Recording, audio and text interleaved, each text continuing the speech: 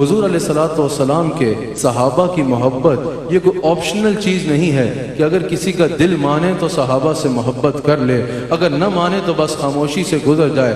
اگر حضور علیہ السلام کے صحابہ سے عقیدت اور محبت ہوگی تو انسان کے سینے میں ایمان کا نور آئے گا۔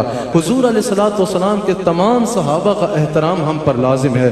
میں نے آیت کریمہ تلاوت کی، اللہ کریم ارشاد فرماتا ہے محمد الرسول اللہ والذین معہ۔ پہلے اللہ کریم نے اس آیت میں حضور علیہ السلام کے اسم گرامی کا ذکر فرمایا، حضور علیہ السلام کی صفت رسالت کا ذکر فرمایا، پھر اللہ کریم نے صحابہ کی صفات کا بیان فرمایا۔ صحابہ کی صفات کا بیان میں جب اللہ کریم نے صحابہ کی صفات کو بیان فرمایا، سب سے پہلی صفت، سب سے اہم صفت، سب سے بڑی صفت، اور وہ صفت جو ان کو باقی تمام امت سے بلکہ امتوں سے امتیازی شان عطا کرتی ہے، سب سے بلند رتبہ عطا کرتی ہے، اس صفت کا ذکر فرمایا۔ وہ صفت کیا ہے؟ والذین معہ، کہ یہ جو رسول اللہ کے ساتھ ہیں انہیں رسول اللہ کی معیت حاصل ہے۔ یہ جو رسول اللہ صلی اللہ علیہ وآلہ وسلم کے ساتھ ہیں، اللہ کریم نے سب سے صحابہ کی اہم صفت، سب سے بڑی صفت جس کی وجہ سے ان کو سب امتوں میں امتیازی مقام حاصل ہے، اس صفت کا بیان فرمایا اور فرمایا والذین معہ، انہیں رسول اللہ کی معیت حاصل ہے۔ والذین معہ میں اللہ کریم نے صحابہ کی حضور علیہ السلام کے ساتھ رفاقت و معیت کا ذکر فرمایا۔ اب یہاں پر مفسرین والذین معہ کی تفسیر میں کہتے ہیں کہ یاد رکھیے گا حضور علیہ السلام کا رستہ ہی صراط المستقیم ہے، حضور کا رستہ ہی صراط المستقیم ہے۔ حضور علیہ السلام نے سطر کھینچی زمین پہ اور حضور نے فرمایا ھذا صراطی صراط المستقیم، یہ صراط المستقیم یہ میرا رستہ ہے اور یہی صراط المستقیم ہے۔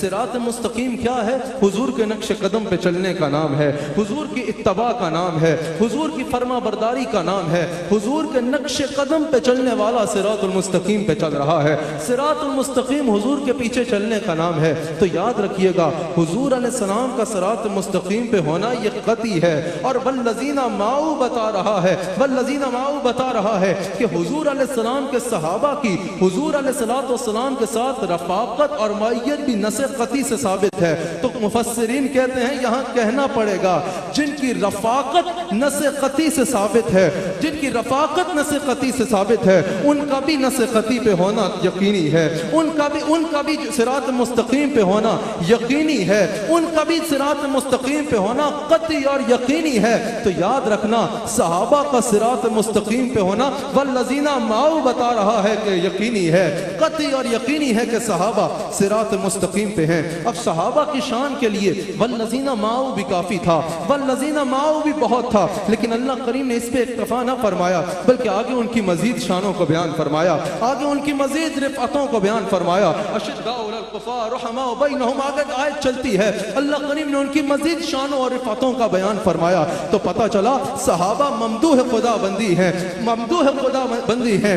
یاد رکھیے گا وحی الہی ان کے کمالات میں رطب اللسان ہے۔ پھر اسی آیت میں آگے اللہ کریم سورہ فتح کی آیت نمبر 29 میں اللہ کریم آگے ارشاد فرماتا ہے کہ ان کی عظمتوں کا بیان صرف قرآن میں ہی نہیں بلکہ سابقہ تورات و انجیل میں بھی ان کی عرفہ والا شان کا بیان ہے، ان کی عرفہ والا شان کا بیان ہے۔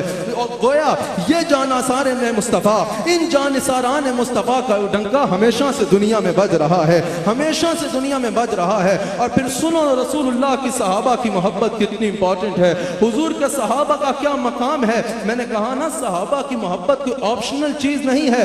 ایمان والا جب صحابہ کا ذکر آئے گا ادب و احترام سے اپنا سر جھکا لے گا، ادب و احترام سے اپنا سر جھکا لے گا۔ لیکن اللہ کریم نے پہلی صفت کیا بیان فرمائی؟ والذین معہ، ان کی سب سے اہم فضیلت اور شان کیا ہے کہ ان کو رسول اللہ کی رفاقت حاصل ہے، انہیں رسول اللہ کی معیت حاصل ہے۔ آج اگر تمام اہل ایمان کو اکٹھا کر لو، تمام محدثین کو اکٹھا کر لو، تمام مفسرین کو اکٹھا کر لو، سارے غوث قطب ابدال اکٹھے کر لو، تمام اولیاء کو اکٹھا کر لو اور ایک پلڑے میں رکھو اور دوسرے پلڑے میں اس ایک صحابی کو رکھو جس کو زندگی میں صرف ایک بار حالت ایمان میں رسول اللہ کا دیدار ہوا ہے، رسول اللہ کی معیت ملی ہے، اس صحابی کا پلڑا بھاری ہوگا۔ آج ساری امت کو ایک طرف رکھ دو، حضور کے کسی ایک सहाबी के बराबर नहीं हो सकती। हुजूर के हर सहाबी का मकाम तमाम उम्मतों से अफजल है, तमाम उम्मतों से अफजल है। इसकी वजह क्या है? इसकी वजह क्या फ़कत उनकी नमाजें हैं?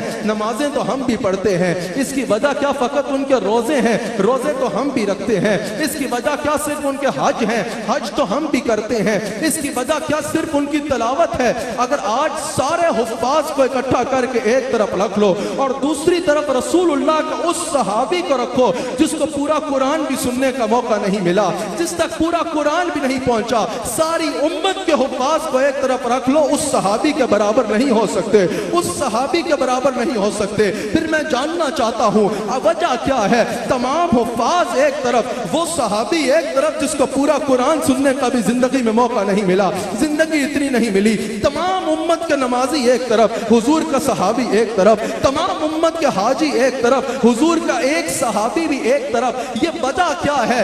मकाम की वजह क्या है? अल्लाह ने सबसे पहली सिफत में बायसे इम्तियाजी शान की वजह बता दी कि वजह यह है वल्लज़ीना माअहू, इन्हें रसूलुल्लाह की रफ़ाक़त हासिल है, इन्हें रसूलुल्लाह की रफ़ाक़त हासिल है। इसी के सबूत में एक हदीस पेश करता हूँ। हुजूर अलैहिस्सलाम रौनक अफरोज हैं, हुजूर अलैहिस्सलाम गज़वा पे हैं। एक शख्स हुजूर की बारगाह में हाजिर होता है, अर्ज करता है अगर आप पे ईमान ले आओ, मैं आप पे ईमान लाना चाहता हूँ, एक है आपका रब, मुझे क्या देगा? हुजूर ने फरमाया जन्नत देगा। इस रवायत में उसने अर्ज की कि या रसूलल्लाह मैं आप पे ईमान लेता हूँ, कलमा पढ़ा, हुजूर के दामन रहमत से वाबस्ता हुआ, मुसलमान हुआ, अपनी सवारी पर सवार हुआ, वहीं पे गिर के फौत हो गया, वहीं पे गिर के विसाल फरमा गया, वहीं पे फौत हो गए। हुजूर अलैहिस्सलाम ने सहाबा को बुलाया और फरमाया अगर किसी को जन्नती देखना है तो इस शख्स का चेहरा देख ले।